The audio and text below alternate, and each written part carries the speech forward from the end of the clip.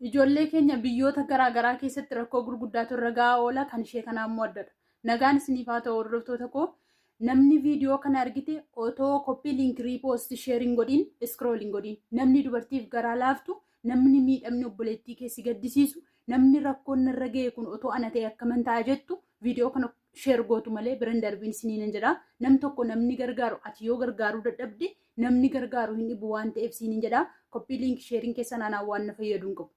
Obboleettiin keenya isin suura ishee asirratti argitan kuni Lalisee jedhamti. Bakki dhaloota ishee godina Wallagga Bahaa Aanaa Gobbusayyooti. Wayin immoo Aannoo Iddoo jedhamtudha jechuudha. Bakki dhaloota ishee.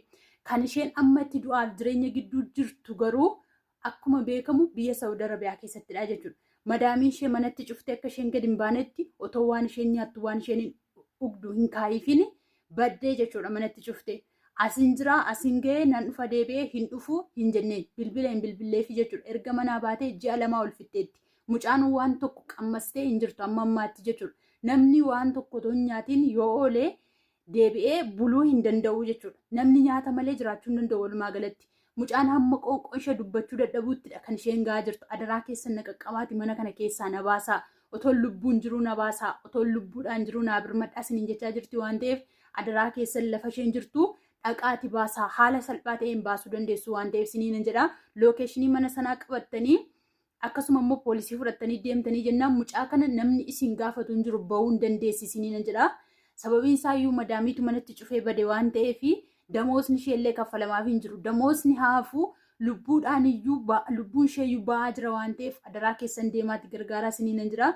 Akkasuma immoo warri viidiyoowwan garaagaraa natti ergitanii na biraa qabdanii viidiyoo nama tokko bahee irratti hojjechuufanii otoo maqaa nama sanaa biyya inni keessatti rakkatee jiru maqaa abbaasaa guutuu otoo hin beekin irratti hojjechuu hin danda'u. Sababiin isaa warri gargaaran lookeeshin inni isaan jalqaba na gaafatanii lookeeshiniif maqaa nama sanaati waan ta'eef jechuudha. Isinii danda'ame jennaan ejensii isheen ittiin dhufteeyyuu naa kaa'uu qabdu jechuudha. Isin garuu isin jettanii viidiyoo duwwaa namatti ergitanii sagalee ta'iif namaan jettu malee maqaa nama sanaa biyya isheen keessatti rakkachaa jirtu namatti himtanii jechuudha.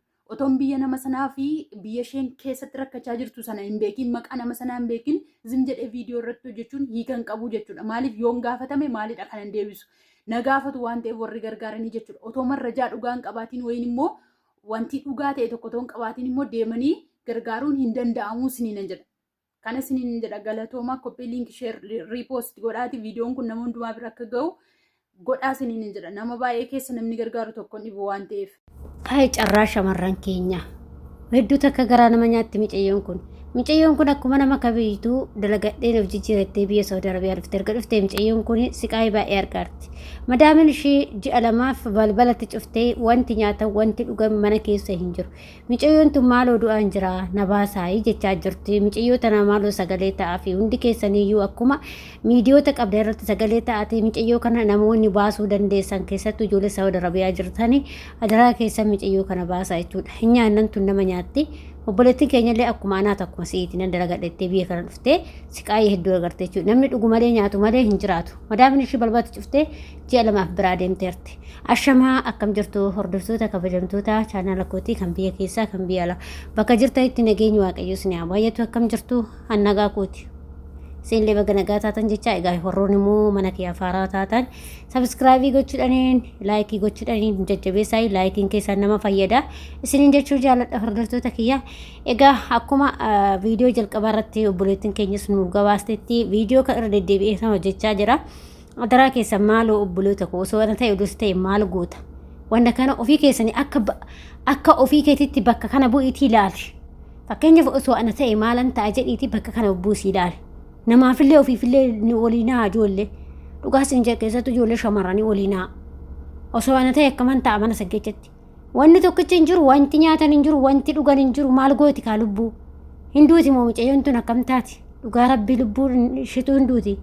Innaa kanaaf adaraa keessanii mucayyoo kana lookeeshinii ishii qabatanii dhaqanii fuudhuu hin danda'a. Fakkeenya madaamin ishiitu mana hin jirtu waan ta'eef mucayyoo kana maaloo namni gargaaruu dandeessan keessattuu ijoollee ala jirtu gargaaruu yoo dandeessanii mucayyoo kana gargaaraa isiniin jedha. Waaqayyoon obboleettii koo mana sanii nagaa siyaa baasu dhugaa rabbii waaqayyo lubbuu keetillee si faana haa ta'u lubbuu keetillee harkarra haa qabatu mucayyoo kana dhugaa rabbii qoonqoo ajjeesaa jira jechuudha qoonqoon mana keessatti ajjeesaa jirti maaloon dhaqqabaa qoonqoon ajjeesaa jirti jettee yeroo baay'ee viidiyoo baay'ee hojjechaa jirti mucayyoon tuni tuktukii irratti jechuudha garuu namni garagaree mucayyoo tana laalaa jiru hin jiru maaliif akka ta'e hin beeku garuu odoo gaafa namni tokko du'e jedhan fiigichaan dhaqanii laayikii fi sabiskiraayivii fi fooloo godhuuf fiiganii jechuudha akka maal godha gahanii isaanii waliin har'a yoo gizee jiran kana yoo waliin gargaarree faayidaa wayitu hin jiru kanaaf adaraa keessanii mucayyoo kana baasuu hin dandeessanii namni isin dhoogullee hin jiru warri as keessattuu Saawud Arabiyaa keessa jirtan mucayyoo kanaaf sagalee taate mucayyoon kun akka achii baatu jechuudha achii baatee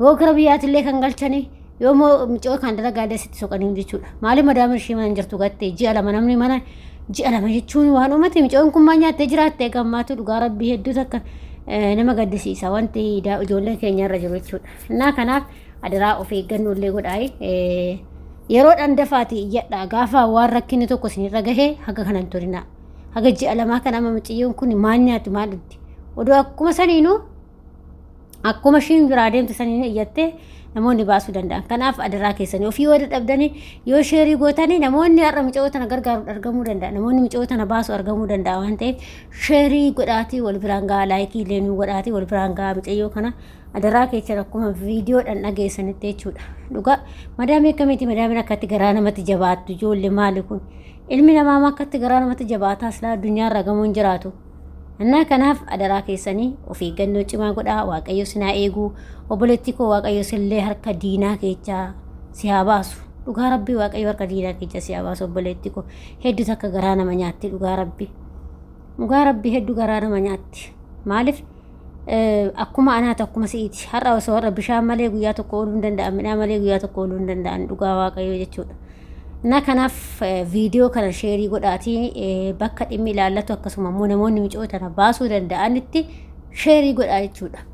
Sheerii godhaatii akka mucayyoo tana mana sanii nu baasanii nagaa fayyaa isheetiin akka mana sanii baatu osoo waan ta'een isiniin jechuu barbaada hordoftoota kiyyaa adaraa keessan isiniin jechuu barbaada dhugaa rabbii waliif nahaa dhugaa rabbii namni gaafa walii nahe walii rifadhaa walii nahaa. Okay? Waliif rifachuu qabdaniif walii nahuu qabdan. Isinii galee? Naa akkasii isiniin jedha hordoftoota kiyya waaqayyo harka diinaa keessaa illee si haa baasu obboleetti koo waaqayyo mana sanii nagaadha si haa baasu isiniin jechuu jaaladha nagaa ta'a fayyaa ta'a hanga viidiyoo biraatii wajji deemutti viidiyoo kanaan immoo turtii gaarii isin jedha akkasuma kan warroon immoo chaanaala kiyya faaraa taatanii sabiskiraayibii gochuudhaniin maamila keenya ta'a wartaa hirtees galatoo walfaadha yaada fi qeeqoo qabaattan immoo koomentii irratti barreessuu hin dagatinaa isiniin jaaladha isiniin kabajaa baay'ee harka diinaa keessaa si haa baasu obboleetti koo. Hedduu namatti